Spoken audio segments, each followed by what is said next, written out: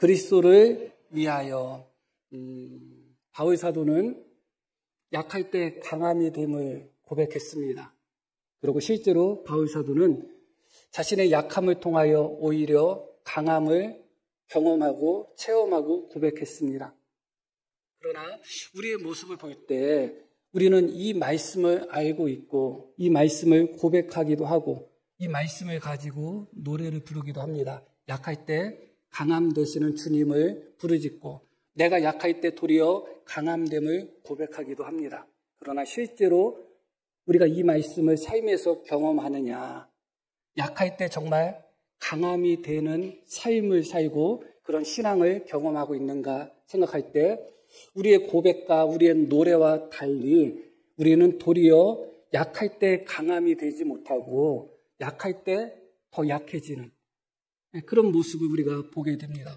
가난할 때 가난이라는 약함을 통하여 강함을 경험하는 것이 아니라 가난이라는 약함 때문에 그나마 있었던 믿음조차도 더 약해지는, 질병이라는 약함을 통해서 강함을 경험하는 것이 아니라 질병이라는 약함을 통해서 그나마 마음속에 있었던 확신마저도 더 약해지는, 그래서 오히려 약할 때 강함된다고 고백하고 노래하고 찬양하지만 실제로 우리가 경험하는 삶 속에서는 오히려 약할 때 더 약해지는 그런 우리의 모습을 보게 됩니다. 말씀과 우리의 신앙의 불일치 속에서 고민하신 분도 있고 그 정도는 고민을 해주셔야지 신앙이 성장하는 거예요. 말씀과 우리의 신앙과 현실의 불일치가 있음에도 불구하고 불일치가 있는지 없는지 모순적인지 아닌지도 생각하지도 않고 그냥 살아간다면 우리가 신앙의 진보를 경험할 수가 없습니다. 분명히 우리는 이 말씀과 내 삶에서 모순이라고 하면 모순이고 불일치라고 하면 불일치를 경험하고 있는 것은 분명합니다. 여기 계신 성도님들 중에 나는 정말 약할 때 강함을 경험하고 있습니다. 그렇게 고백하시는 성도님들이 몇 분이나 계시나요? 한 분, 두 분이라도 계신다면 너무너무 좋겠다 하는 생각이 듭니다. 그런데 아마 그 정도는 계시지 않을까 그렇게 또 생각하게 됩니다. 중요한 말씀, 핵심은 무엇이냐? 왜 약할 때 강함이 된다는 주의 말씀과 실제로 이런 말씀을 직접 체험하고 고백하는 바울과 같은 사람이 있는가 하면 어째 우리는 하나님의 말씀이 우리에게 그렇게 주어졌음에도 불구하고 도리어 약할 때 더 약한 삶을 살고 있는가? 왜 약함을 통하여 강함을 경험하지 못하는가? 오늘 말씀 속에서 그 부분을 생각하려고 하는 것입니다. 9절 말씀 한번 보겠습니다. 나에게 이르시기를 내 은혜가 내게 족하도다. 이는 내 능력이 약한 데서 온전하여 짐이라. 예수님의 능력이 우리의 약한 데서 온전하게 된다. 이어서 계속 그러므로 도리어 크게 기뻐함으로 나의 여러 약한 것들에 대하여 자랑하리니 이는 그리스도의 능력이 나에게 머물게 하려 함이라. 자, 중요한 말씀이에요. 자신의 약함에 대하여 바울이 도리어 크게 기뻐한다. 왜 크게 기뻐하는가? 크게 기뻐함으로 나의 여러 약한 것들에 대하여 자랑하리니, 이 자랑한다는 것은 기쁨의 가장 최고의 표현입니다. 너무너무 기뻐서 남에게 자랑하지 아니하면 안 될 정도로 기뻐한다는 의미예요. 왜 바울은 자신의 약함을 크게 기뻐하고 자신의 약함을 자랑하는가? 이는 이유가 나오죠. 그리스도의 능력이 내게 머물게 하려 합니다. 다시 말씀드리면 약함으로 말미암아 우리는 자동적으로 강해진다는 것이 아닙니다. 약함을 내가 받아들일 때, 약함을 기뻐할 때 바로 그 순간에 약함을 수용하고 받아들이는 그 순간에 그리스도의 능력이 나에게 머물게 된다는 것입니다. 그러니까 약함 자체가 강함이 되는 것이 아니라 약함을 기꺼이 인정하고 받아들이며 약함 나를 통해서 함께 하실 그리스도를 의지할 때 그리스도의 능력이 우리에게 머물러서 강해진다는 거예요. 그러니까 내가 아무리 약하다 할지라도 그리스도의 능력이 나에게 임하지 않으면 내가 아무리 약하다 할지라도 그리스도의 능력이 나에게 머물지 않으면 우리는 강할 수가 없는 겁니다. 그런데 약하면 무조건 그리스도의 능력이 임하고 내가 약하면 무조건 그리스도의 능력이 나에게 머무는가? 그렇지 않다는 거예요. 내가 그 약함을 기꺼이 인정하고 그 약함을 기꺼이 받아들일 때, 약함을 즐거워할 때, 그 약함을 즐거워하고 기뻐하는 그런 마음 속에 그리스도의 능력이 머물게 된다. 그것입니다. 그런데 문제는 무엇이에요? 우리는 약함을 조금도 기뻐하지 않는다는 거예요. 조금도 즐거워하지 않는다는 거예요. 여기 계신 성도님 중에 어떤 성도님이 약함을 기뻐하고 즐거워하는 성도님이 있겠어요? 내가 질병 속에 사는 거 그게 기뻐요? 안 기쁘잖아요. 가난 속에서 사는 거 안 기쁘잖아요. 세상에서 실패 속에서 사는 거 그게 뭐가 기뻐요? 안 기쁘잖아요. 성공 속에서 살아가고 건강 속에서 살아가고 승리 속에서 살아가고 그래야지 기쁜 거지. 가난하고 아프고 실패하고 넘어지는 것, 그런 약한 모습, 그래서 다른 사람한테 무시당하고 멸시당하고 모욕당하는 것, 그게 기쁠 수는 없잖아요. 그런데 그것을 기꺼이 기뻐할 때, 그것을 기꺼이 받아들일 때, 그렇게 약함을 기뻐하는 마음 속에, 약함을 인정하고 하나님을 의지하는 그 마음 속에 그리스도의 능력이 머문다, 그것입니다. 우리가 약할 때 강해진다는 것은 내가 강해진다는 의미가 아니에요. 우리가 약할 때 그리스도의 능력이 우리의 약한 부분에 머문다는 거예요. 내가 약한 부분을 예수님이 대신해 주신다는 거예요. 그러니까 강한 거거든요. 내가 오른팔이 힘이 좋아요. 그러면 나 혼자 다 할 수가 있겠죠. 그런데 내 오른팔이 어떤 장애가 있고 내 왼팔도 장애가 생겼다면 누군가의 팔이 대신해 줘야 되는 것이잖아요. 바로 그런 의미입니다. 내가 약할 때 저절로 내가 강해진다는 의미가 아니라 나의 약한 부분에 그리스도의 능력이 머금으로 말미암아 강해진다. 그런데 그 그리스도의 능력이 어디에 머무느냐? 그냥 약한 곳에 머무는 것이 아니라 약한 것을 받아들이고 인정하고 그것을 수용하는 그 믿음 속에 그리스도의 능력이 머문다는 거예요. 반대로 약함을 싫어하고 약함을 배척하고 약함을 인정하지 않고 그런 마음 속에는 아무리 약하다 할지라도 그리스도의 능력이 머물지 않아요. 그럼 무엇만 남는 거예요? 그리스도의 능력이 임재하면 그리스도의 능력이 남지만 그리스도의 능력이 임재하지 않으면 약함만 남는 거예요. 그게 우리의 모습입니다. 다시 한번 이 말씀을 분명히 기억하셔야 됩니다. 약함이 강함의 무조건적인 필요 충분의 조건이 아니다. 약함을 우리가 기뻐하고 자랑하고 받아들일 때 그 약함 속에 그리스도의 능력이 임재함으로 말미암아 우리가 강함을 얻는다는 것 다시 한번 기억할 필요가 있습니다. 그렇기 때문에 바울 사도는 그리스도의 능력이 자신의 약함 가운데 머물기를 원해서 어떻게 했다고요? 기뻐하고 즐거워하고 자랑했다고 말씀이 나옵니다. 9절 말씀 다시 한번 볼게요. 그러므로 도리어 크게 기뻐함으로 나의 여러 약한 것들에 대하여 자랑하리니 이렇게 말씀이 나옵니다. 그러므로 도리어 크게 기뻐했다. 이 기뻐했다고 하는데 앞에 크게라는 말씀이 나오죠. 이 기뻐했다는 단어는 기뻐했다는 단어의 최상급 단어예요. 그러니까 가장 최고로 기뻐했다는 거예요. 그냥 기뻐했다는 정도가 아니라 가장 최고로 기뻐했다. 자신의 무엇을? 약함을. 얼마 전까지만 해도 바울 사도는 약함이 자신에게 떠나가게 해달라고 3번씩이나 간절히 기도했던 사람이에요.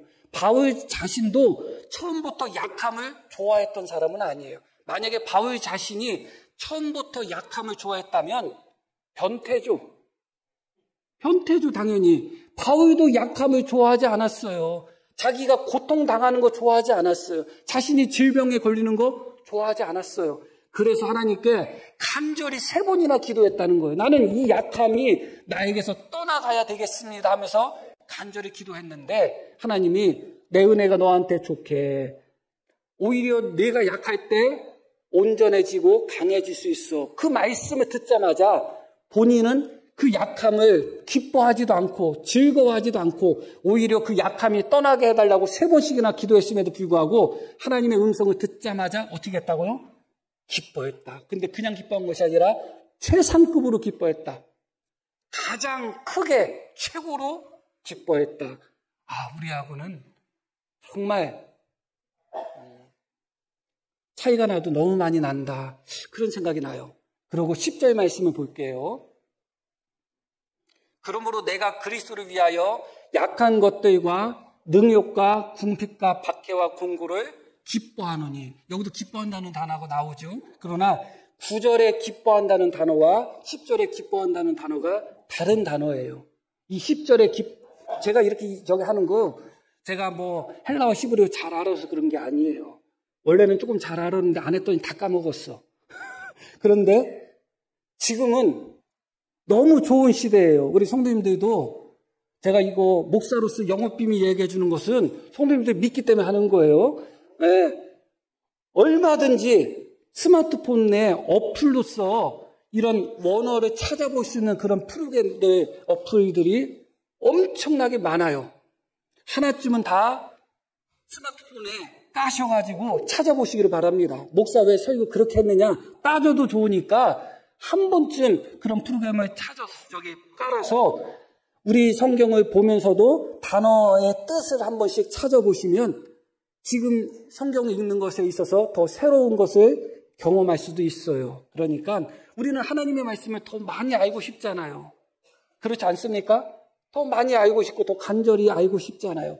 그 정도가 어렵지는 않습니다. 그래서 목사가 설교하는 게 좀 어려워진다 할지라도 성도님들이 말씀에 대해서 너무 많이 알고 또 말씀을 전하면 집에 가가지고 막 찾아보는 게 올까봐 겁나서라도 오히려 목사가 말씀을 더 잘 전할 수가 있으니까 그렇게 하시기를 바랍니다. 몇 분 하셨는지 모르겠네. 그렇게 하셔야 돼요. 큰 유익이 될 수 있습니다. 자, 다시 말씀으로 돌아갈게요. 9절에 크게 기뻐했다는 단어와 10절에 기뻐했다는 단어가 다른 단어예요. 단지 똑같은 단어인데 9절이 최상급으로 기록된 것이 아니라 단어 자체가 달라요. 이 10절에서 기뻐했다고 한 단어는 신약 성경에서 거의 대부분 어디에 사용되었는가? 하나님께서 예수님을 보시면서 이는 내 사랑하는 자요, 내 기뻐하는 자다 할 때 사용됐던 단어예요. 다른 곳에는 별로 사용 안 되고 복음서에 보면 그런 장면이 여러 번 나오거든요.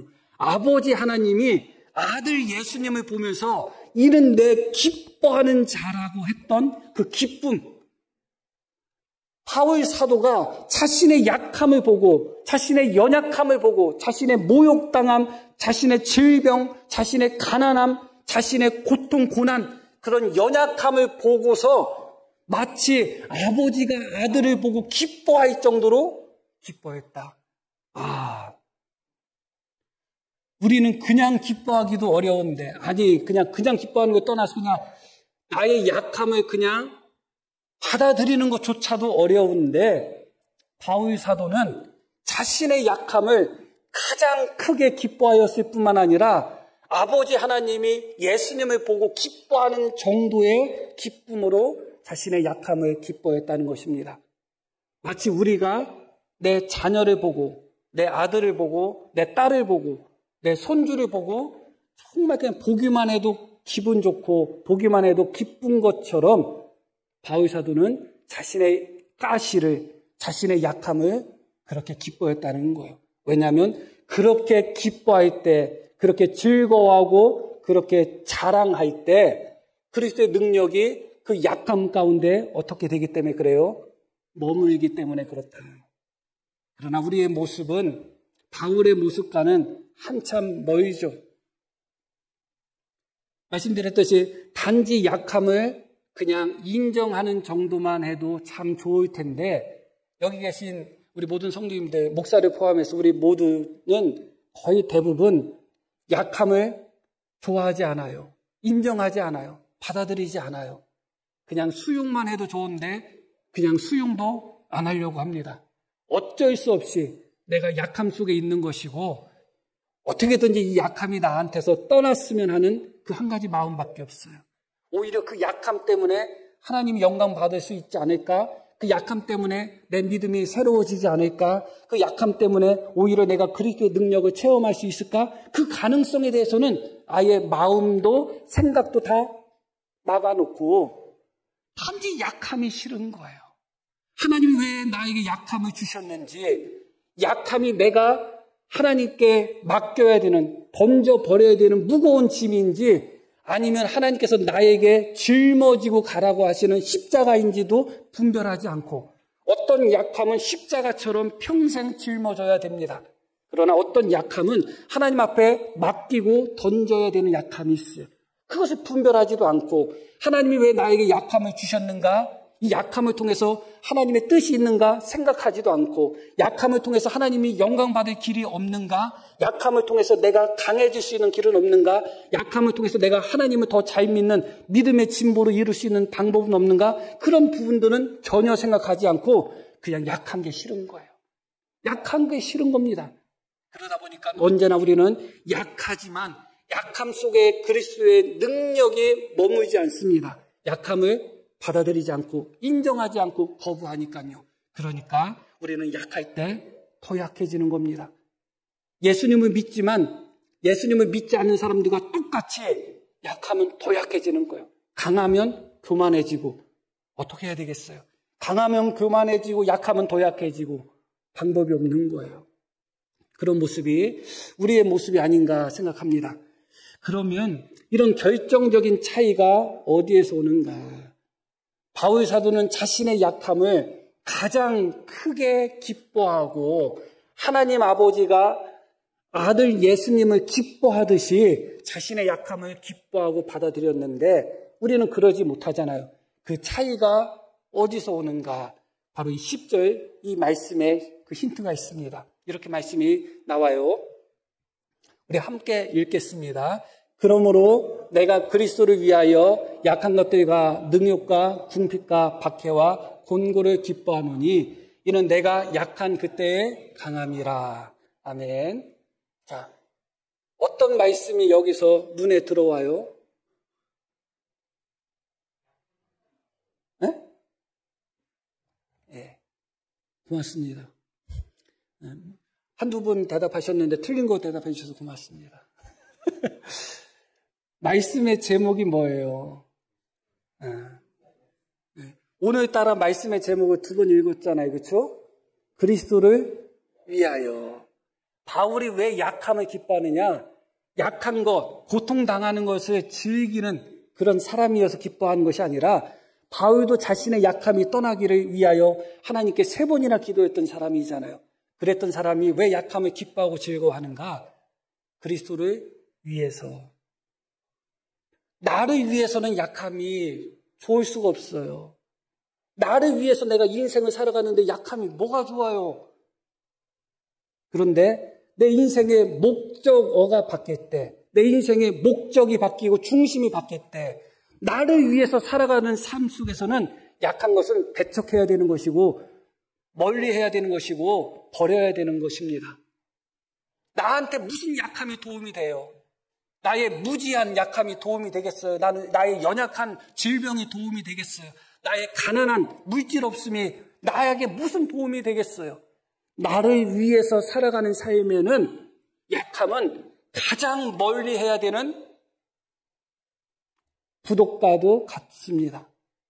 그러나 나를 위하는 삶이 아니라 그리스도를 위하는 삶, 내가 목적인 삶이 아니라 그리스도가 목적인 삶, 나의 영광, 성공이 목적이 아니라 하나님의 영광이 목적인, 그래서 나를 위함이 아니라 그리스도를 위한 삶을 사는 자에게 있어서는 하나님께 영광이 될 수 있기 때문에 하나님께 더욱 영광과 기쁨이 될 수 있다면 기꺼이 그 약함을 기뻐할 수가 있는 거죠. 명백합니다. 우리가 약함을 기뻐하지 않는 이유는 다른 곳에서도 찾아볼 수가 있겠지만 이 말씀이 본질입니다. 우리의 인생이 그리스도를 위하여 살지 않습니다. 예수님을 믿는다고 하지만 예수님을 위해서 살지 않습니다. 나를 위해 살고 있습니다. 우리 성도님 중에 한 분만이라도 너무 적게 잡고 있죠. 한 분만이라도 나는 나를 위해서 살지 않고 나는 예수님을 위해서 삽니다. 그렇게 고백할 수 있는 분이 있다면 얼마나 좋을까 하는 생각을 하게 됩니다. 점점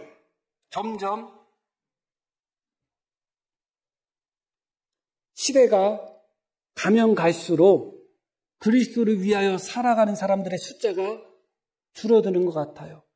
예수님을 믿는다고는 하지만 여전히 인생의 목표와 인생의 중심이 나를 위함이지 그리스도를 위함이 아닌 경우가 너무 많아요. 여기 계신 성도님들은 어떠신가요? 내가 가난하게 사는 것이 좋을 게 뭐가 있어요? 그러나 내가 가난하게 사는 것이 하나님께 영광이 된다면 그 가난을 기뻐할 수 있을까요? 그러면 그분은 그리스도를 위하여 사는 분입니다. 그런데 나는 싫어 하는 분은 여전히 나를 위하여 사는 분입니다. 내가 병들어 있는 모습 좋을 게 뭐가 있어요? 건강한 게 좋죠. 제가 영양제를 먹다 보니까 20몇 개를 먹고 있더라고요. 보기는 멀쩡해 보여도 실제로 멀쩡하긴 해요. 멀쩡하긴 한데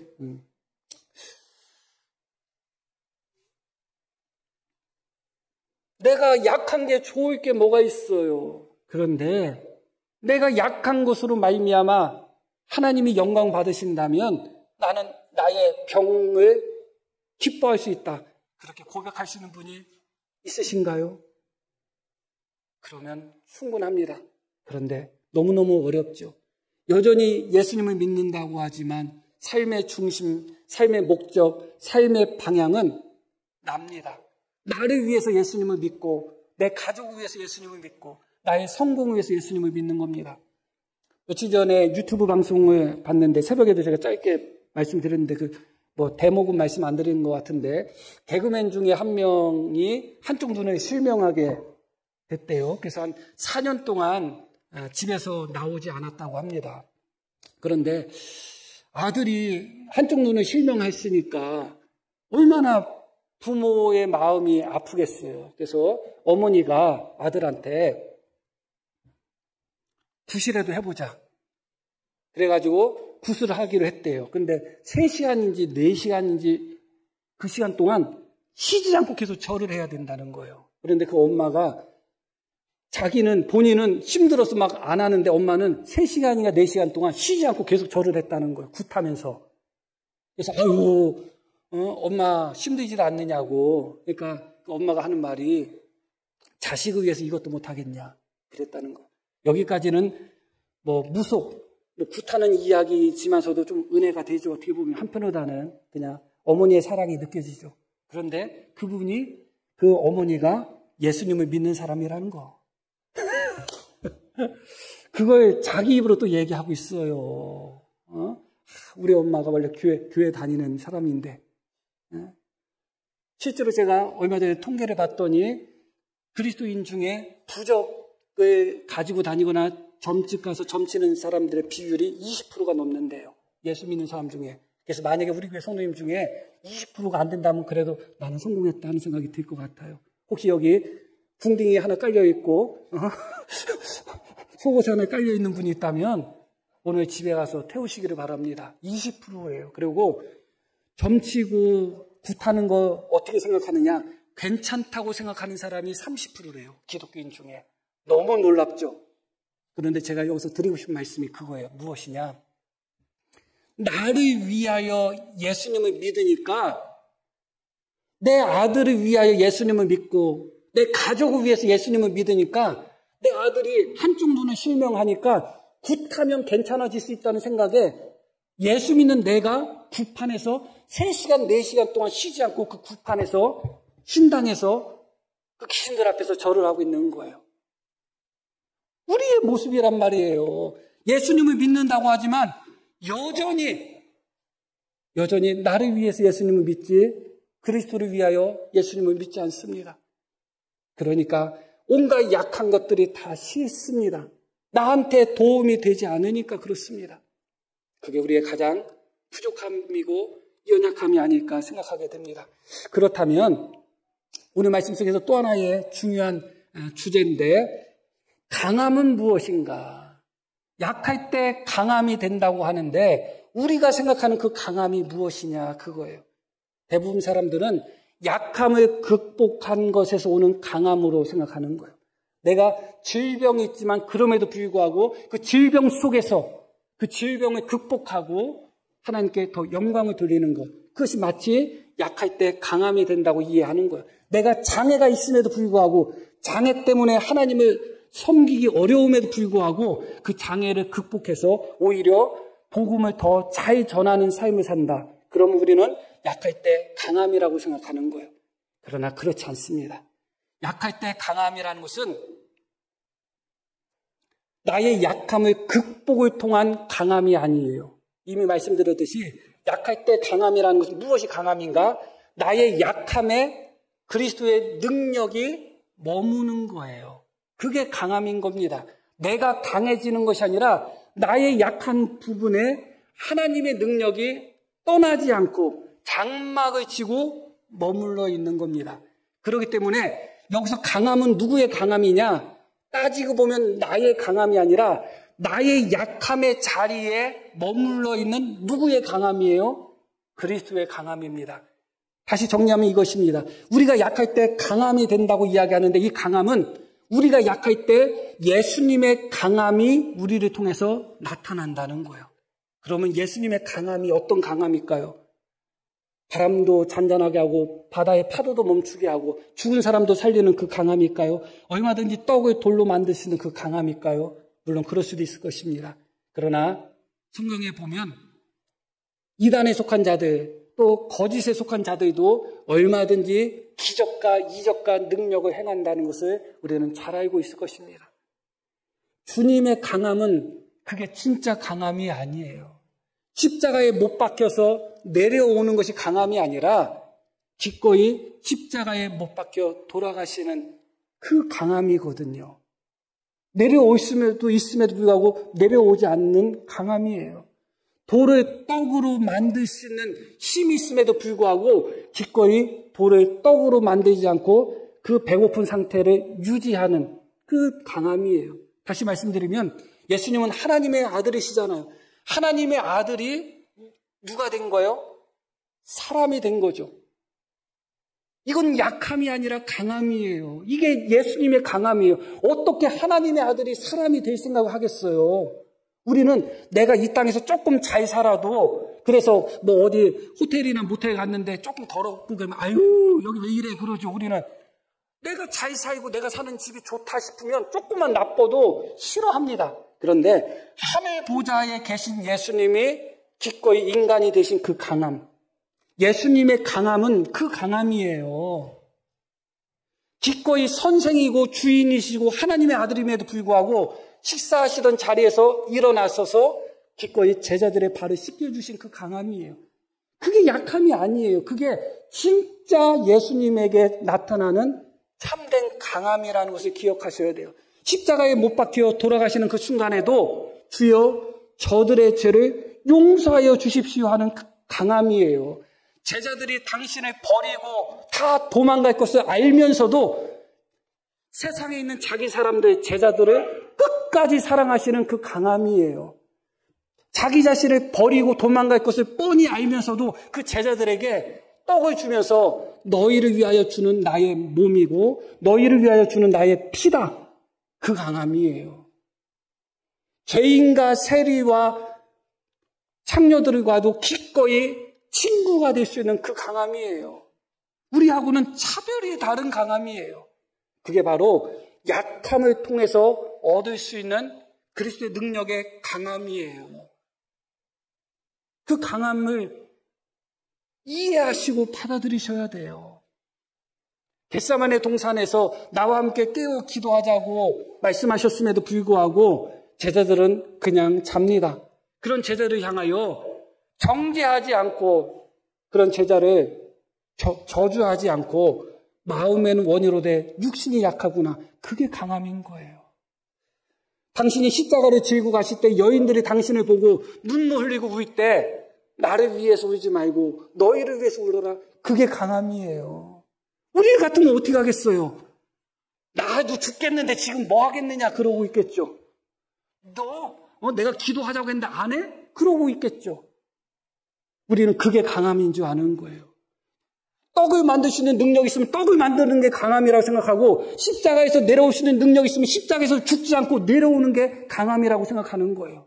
그러나 기꺼이 떡을 만들 수 있는 능력이 있음에도 불구하고 구원자로서 그 능력을 사용하지 않는 그 강함, 하나님의 아들임에도 불구하고 인간이 되신 그 강함, 하늘에서 12영이 더 되는 천군 천사를 보내셔서 다 멸할 수 있을지라도 그렇게 하지 않고 기꺼이 십자가에 못 박혀 죽는 그 강함, 그게 바로 약함을 통해서 얻을 수 있는 강함이에요. 약함을 통해서 얻을 수 있는 진짜 강함이 그리스도의 능력이 우리에게 머무는 것이고, 그 그리스도의 능력은 용서하는 강함이고, 용납하는 강함이고, 사랑하는 강함이고, 섬기는 강함이에요. 내가 연약함을 통해서 그런 것을 배운다니까요. 내가 연약함을 통해서 연약한 사람의 연약한 모습을 동경하는 마음을 배우는 거예요. 내가 가난함을 통해서 가난한 사람의 슬픈 삶을 이해하고 받아들이는 마음을 배우는 거예요. 그게 강함이에요. 그게 강함. 그래서 약할 때 강함이 된다는 것은 그리스도의 능력이 머무는 것이고, 그리스도의 능력은 우리가 생각하는 의미의 능력이 아니라는 것을 기억하셔야 돼요. 이런 강함이 우리 속에 있는지 생각해 보셔야 됩니다. 내가 약한 것을 통해서 약한 사람들을 받아들이는 강한 마음이 생겼는가? 내가 실패를 통해서 실패한 사람들의 고통과 슬픔을 이해하는 강함이 생겼는가?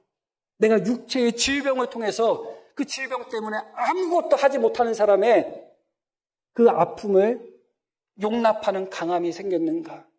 그런 강함이 없는 사람들의 특징은 무엇이냐?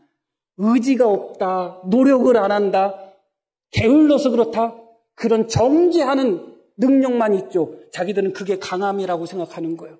예수 믿는 사람에게 있어서는 그것은 한없이 약함이에요. 한없이 약함이에요.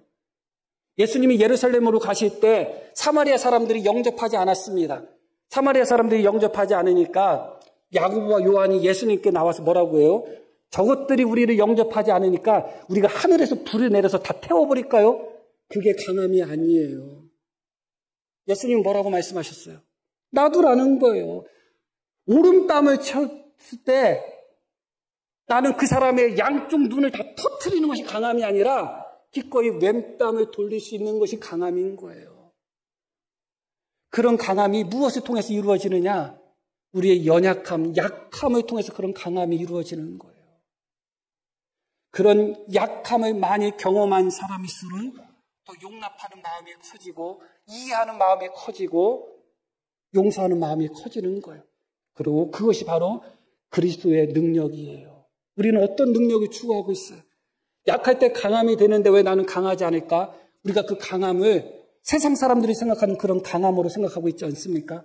나를 증명하는 강함, 나를 나타내는 강함, 나를 방어하는 강함, 그렇지 않습니다. 그리스도의 강함은 나를 방어하고 나를 증명하고 나를 나타내시는 강함이 아니라 예수님의 강함은 기꺼이 당신을 우리에게 내어주시는 강함이에요. 기꺼이 십자가에 내어주시는 강함이에요. 기꺼이 악한 자에게 뺨을 내어주시는 강함이에요. 기꺼이 당신 자신을 배반할 자, 버리고 도망갈 자에게 당신의 몸과 피를, 떡과 포도주를 주시는 그 강함이에요. 그런 강함이 우리 속에 있을까요? 결론적으로 말씀을 드리겠습니다. 갈라디아서 2장 20절 말씀을 보겠습니다. 내가 그리스도와 함께 십자가에 못 박혔나니 그런즉 이제는 내가 사는 것이 아니요 오직 내 안에 그리스도께서 사시는 것이라.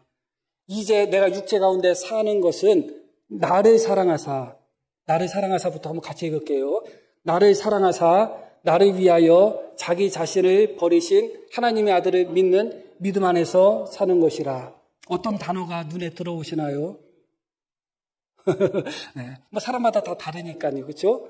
나를 사랑하사 나를 위하여 자기 자신을 버리신. 그러니까 바울을 사랑해서 바울을 위해서 당신 자신을 버리신 예수님을 위해서 바울은 그때부터는 이제 나도 나를 위해서가 아니라 나도 예수님을 위해서 살겠다, 그것입니다. 예수님은 나를 사랑하사 나를 위해서 당신 자신을 버리기까지 하셨단 말이에요. 그런데 여전히 그 예수님을 믿는 우리는 여전히 아직도 나를 위해서 살고 있습니다. 어떠신가요?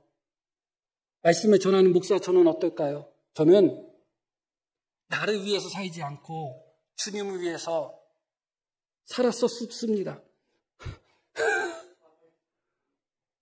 정말로. 그때는 자꾸 옛날 이야기 하죠. 불편한 현실이죠.